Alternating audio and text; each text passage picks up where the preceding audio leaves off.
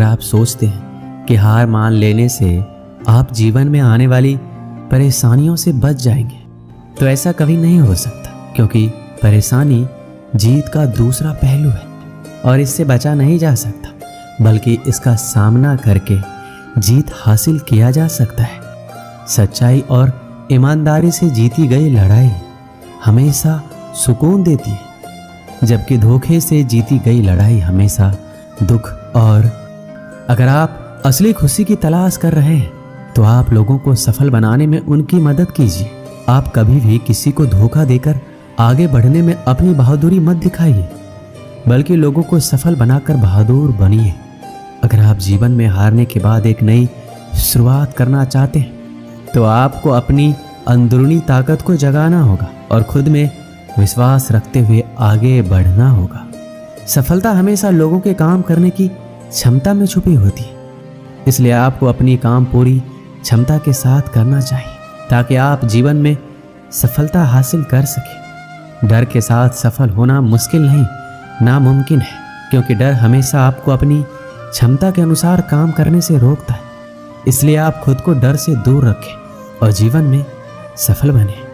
श्री कृष्ण कहते हैं, जब कोई आपकी प्रशंसा करे तो आप खुश होने के साथ साथ और बेहतर प्रदर्शन करने के लिए तैयार रहना, वरना जो आज प्रशंसा कर रहे हैं वो कल आपकी बुराई करने के लिए तैयार रहेंगे। जो हार जाते हैं वो हमेशा एक के बाद दूसरा नया काम करने के लिए तैयार होते हैं। शायद वो ये नहीं जानते कि बार बार नया काम शुरू करने से लोग सफल नहीं होते, बल्कि हर काम को अलग ढंग से करके सफल होते हैं। इस धरती पर हर किसी को अच्छे दिन गिनकर मिले हुए हैं, इसलिए आप अपने मिले हुए अच्छे दिन को जीवन में सफल होने के लिए खर्च करें, ना कि दुखी और निराश होने में। खुद को आप इतना मजबूत बना लीजिए कि आपके सामने आने वाली समस्याएं कमजोर हो जाए और आप उन्हें हराकर अपने सपने को पूरा कर लें। जब कोई आपकी आलोचना करे तो आप उसे धन्यवाद दें, क्योंकि यही वो आदमी है जो आपको और अधिक बेहतर बनाने में आपकी मदद करता है।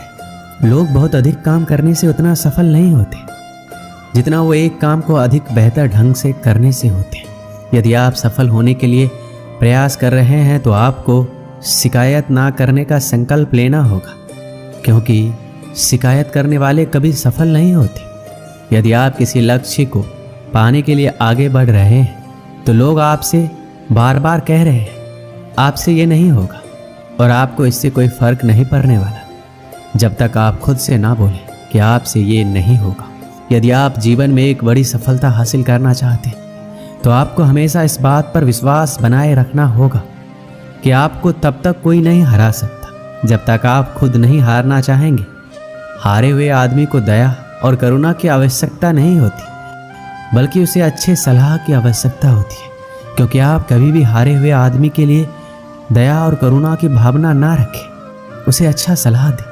अगर आपका वक्त खराब चल रहा है तो आपको दुखी और निराश होने के बजाय इस बात पर ध्यान देना चाहिए कि आपका वक्त अच्छा कैसे होगा और आपको इसके लिए क्या क्या करना होगा। तन का हारा आदमी आज नहीं तो कल जीत जाएगा, पर मन का हारा आदमी कभी नहीं जीत सकता। इसलिए अपने मन को इतना मजबूत बनाइए कि लाख मुसीबतों के बाद भी डटकर खड़ा रह सके। श्री कृष्ण कहते हैं, दूसरों को समझने की कोशिश करेंगे तो आप कभी भी नहीं समझ पाएंगे। यदि खुद को समझने की कोशिश करते हैं तो आप खुद को और दूसरों को भी आसानी से समझ सकते हैं। इसलिए दूसरों को समझने से अच्छा है खुद को समझा जाए। गरीब उसे नहीं कहते जिसके पास पैसा नहीं होता, गरीब तो उसे कहते हैं जिसके पास अच्छे विचार और व्यवहार नहीं होते। इसलिए अगर आप अमीर बनना चाहते हैं तो आप अपने विचारों और व्यवहारों पर ध्यान दीजिए। आपको ये सोचकर दुखी नहीं होना चाहिए कि आप अकेले हैं, क्योंकि जब आप पैदा हो रहे थे तब आपको ये नहीं पता था कि दुनिया वीरान है या लोगों से भरा पड़ा है।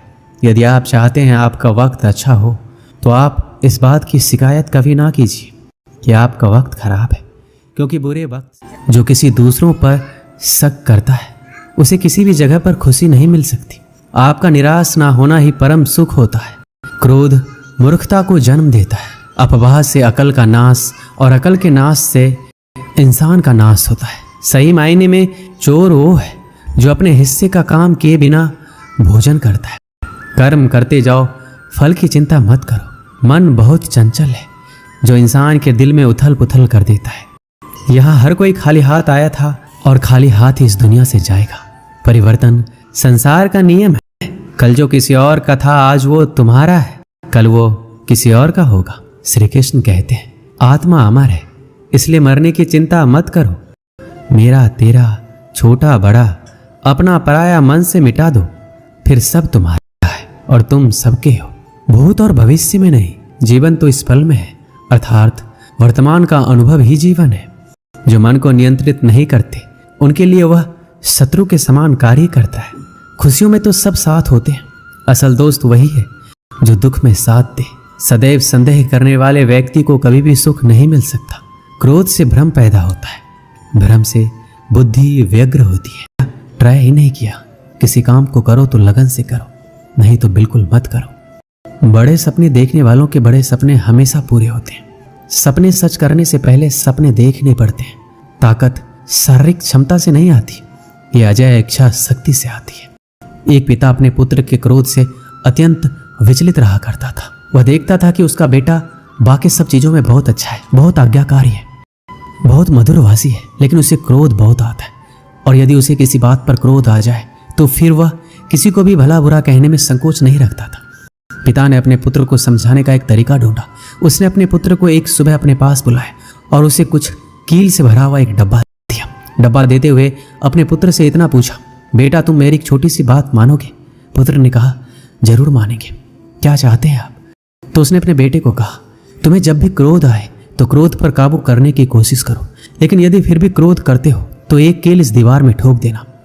तुम्हें दिन में जितनी बार गुस्सा आए उतनी बार इसी तरह करो। लड़के ने हामी भर दी। पहले दिन लड़के को बहुत क्रोध आया। उसने दीवार में एक ही दिन में लगभग 20 के आसपास कील ठोक दी, लेकिन आगे आने वाले दिनों में दीवार पर लगने वाले कील की संख्या घटने लगी। एक दिन ऐसा भी आ गया जब उस दीवार में एक भी कील ठोकने की जरूरत नहीं पड़ी, क्योंकि लड़के ने समझ लिया था कि कील ठोकने से आसान है क्रोध को रोक लेना। जब यह स्थिति 2-4 दिन बनी रही तो उसने अपने पिता से जाकर इस बात को कहा। अब उसे दीवार में कील ठोकने की जरूरत नहीं पड़ती है।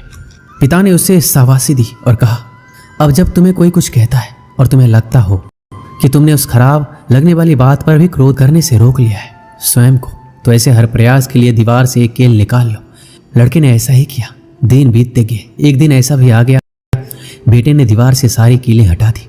फिर पिता को जाकर सारी बातें कही। पिता दीवार के पास आए और अपने बेटे को समझाते हुए कहा, बेटे शब्दों के पास एक अपनी शक्ति होती है और वो शक्ति ये है कि ये वापस नहीं लिए जा सकते। किसी को भला बुरा कहने के बाद तुम उससे लाख माफी मांग लो, लेकिन इन दीवारों में बनी सुराख की तरह घाव फिर भी बना रहता है। इसलिए किसी को भी क्रोध में कुछ बुरा कहने से बचो। बेटा अपने पिता की दी हुई सीख से गदगद हो गया। उसने आगे से अपने क्रोध और वचन पर नियंत्रित करने की प्रतिज्ञा ले ली। हमें उत्तेजना के क्षणों में किसी को भी अपशब्द तथा अप्रिय नहीं कहना चाहिए। इससे बनने वाला घाव 1000 माफी मांगने से भी नहीं भरता है। दोस्तों, सीखने की प्रक्रिया कभी खत्म नहीं होती। आदमी जीवन पर्यंत सीखता रहता है, कुछ अपने अनुभवों से, कुछ दूसरों को देखकर तथा किताबों को पढ़कर। मुझे पूरा विश्वास है इस कहानियों के माध्यम से आप जरूर कुछ सीखे होंगे। मिलते हैं अगले वीडियो में। अपना ख्याल रखिएगा। जय श्री कृष्ण।